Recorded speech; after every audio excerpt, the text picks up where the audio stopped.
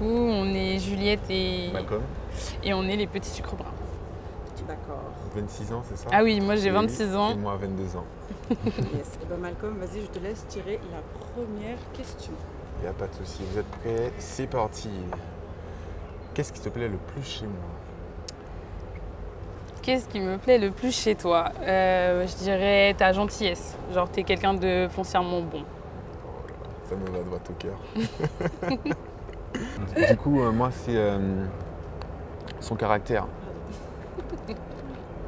Parce que, Pourquoi tu me dis ça comme ça? parce qu'en soi, ça te définit. Ça définit qui tu es, où tu vas. Et avec ça, rien ne t'arrête. En fait, tu peux décrocher le monde. Je suis gênée. Du coup, voilà. Bah, tu sais déjà que ça me va droit au cœur. Tirer une rouge, moi. Vas-y. Alors, regarder du porno en couple, pour ou contre?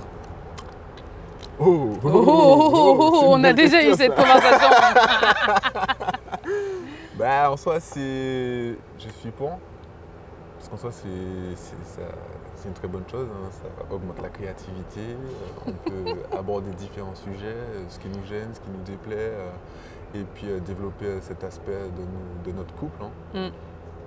Bah, moi, tu sais que je suis totalement pour aussi, puisque c'est grâce à moi qu'on a eu cette première conversation autour du porno, et je t'ai dit que je voyais pas le problème que t'en regardes, et je voyais pas le problème si j'en regardais, que ça permettait de nous épanouir aussi dans notre sexualité personnelle. Donc voilà.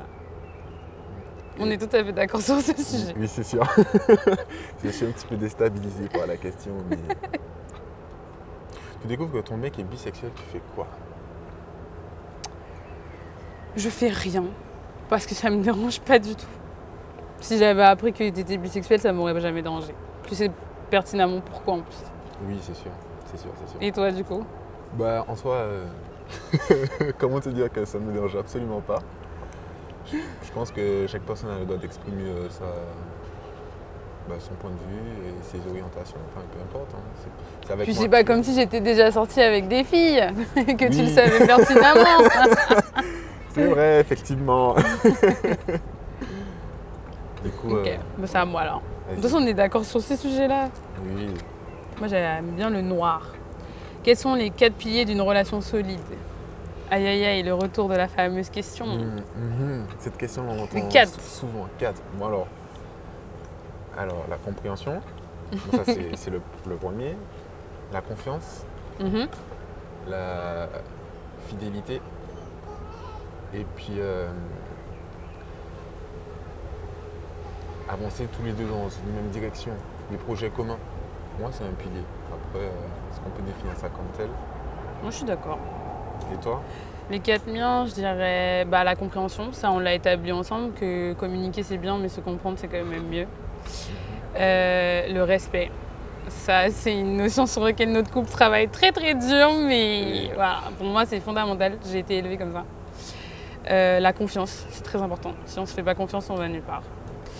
Et le dernier, c'est la fidélité et l'exclusivité. Tu sais très bien que pour moi, c'est un essentiel, non négociable. Non négociable. Et voilà. Ok. Pourrais-tu demander à ton homme en mariage? Ah, la fameuse question.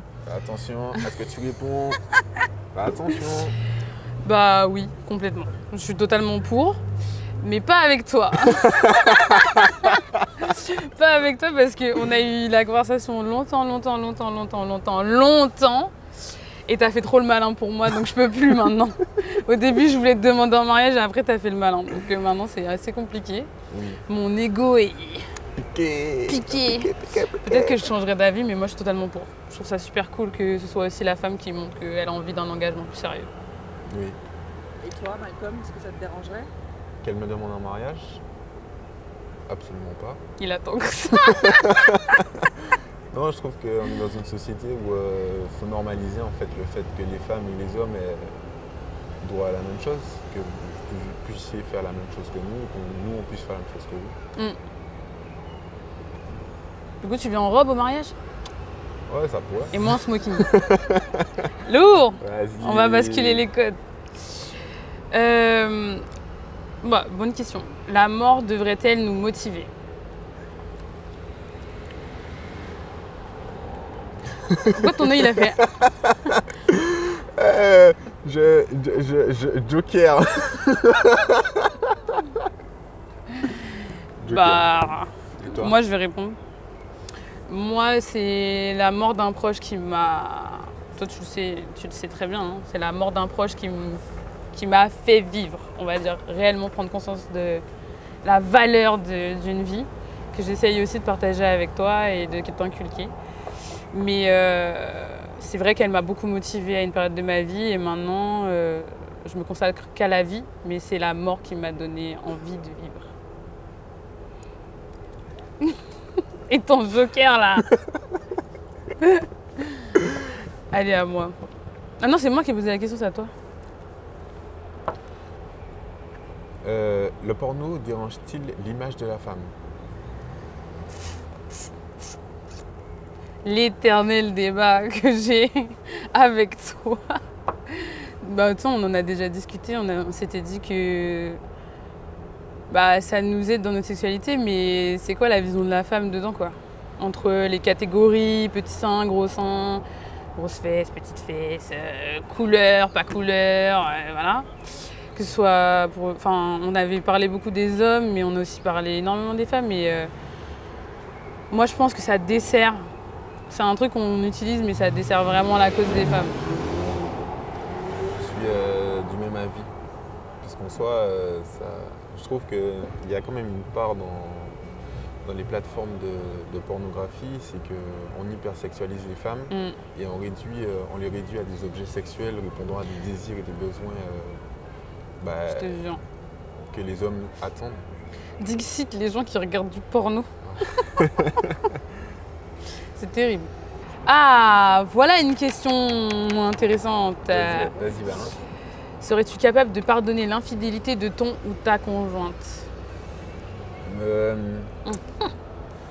Après tous les efforts et les investissements dans cette relation et les piliers même qu'on a établis, non, c'est pas pardonnable.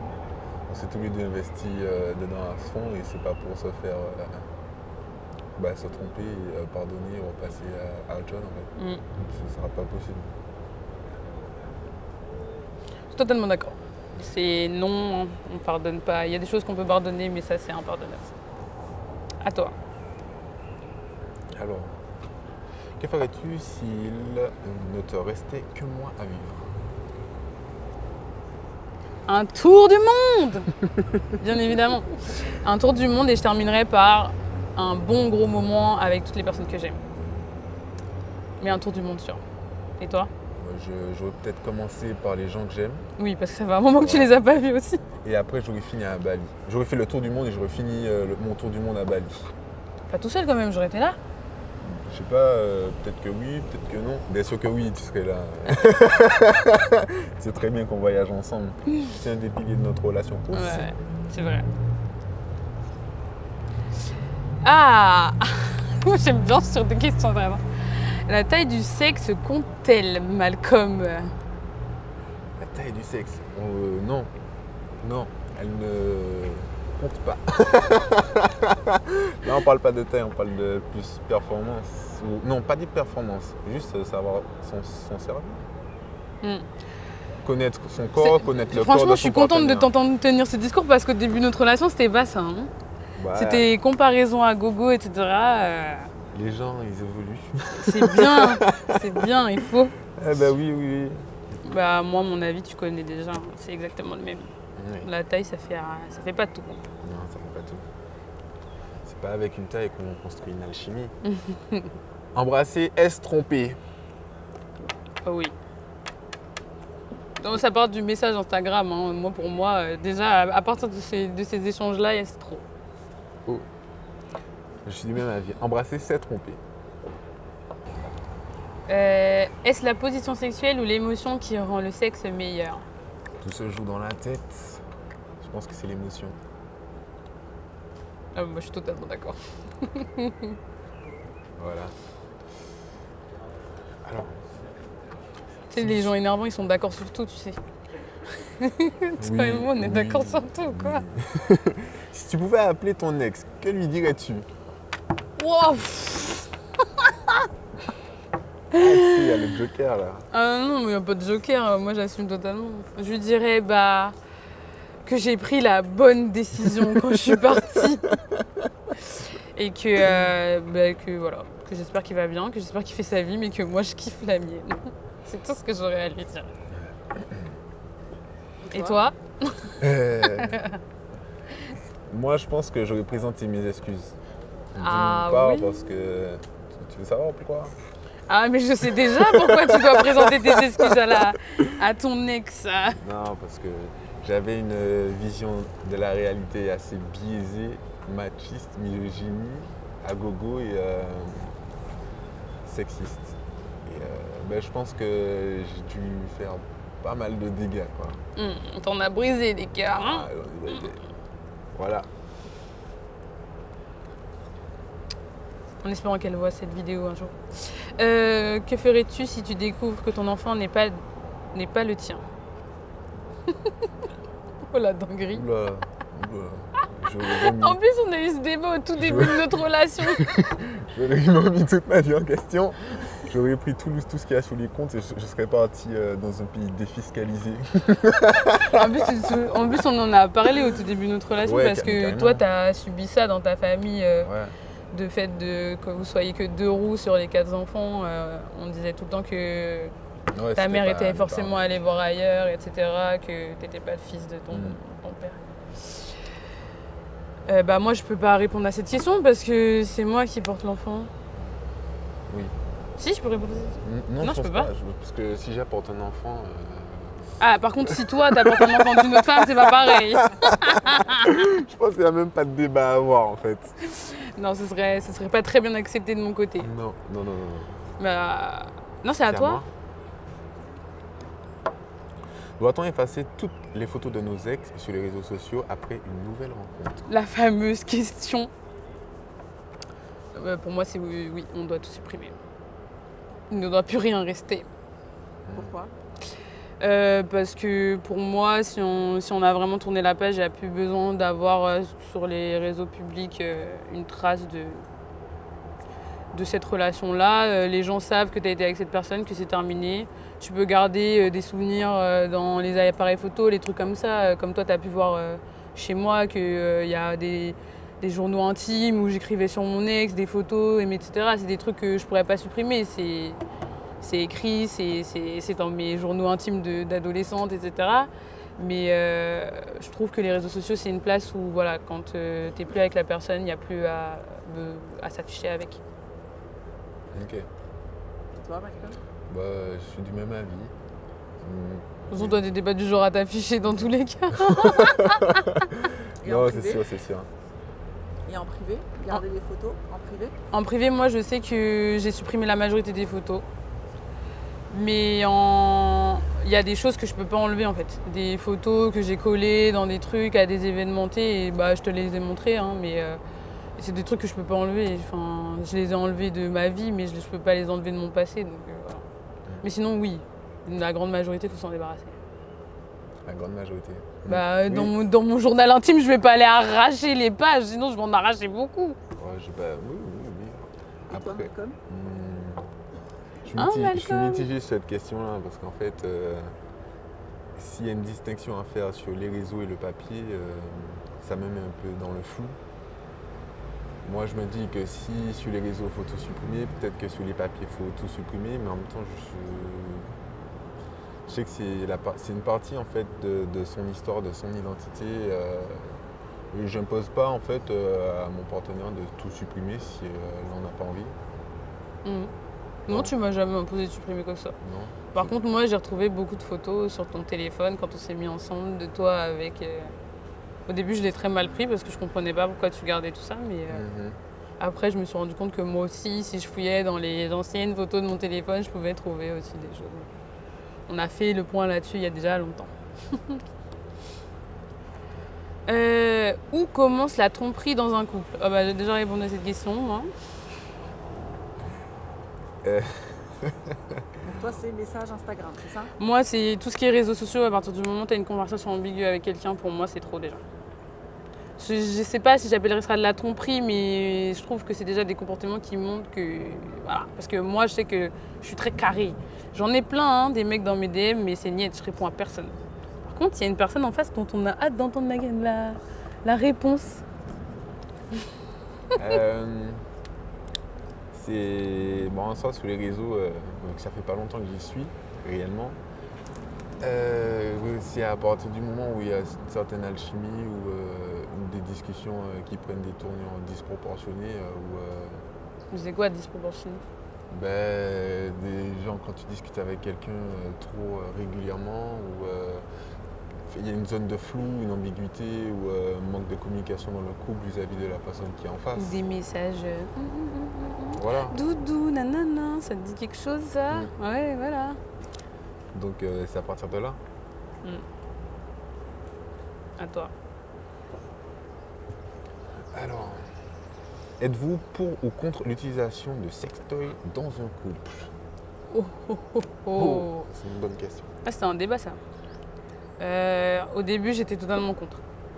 Vraiment, c'était avec mon éducation très, très tabou, le sexe est très tabou, tout ça c'est très fermé. J'étais totalement contre, mais on en a beaucoup discuté. Et, T'es toujours contre, hein? Pourquoi pas? Non, je suis pourquoi pas? Là, on va se fâcher. Bon, vas-y. J'ai dit de base, je suis contre. Je travaille dessus. Ouais, de base, t'es contre. Et toi?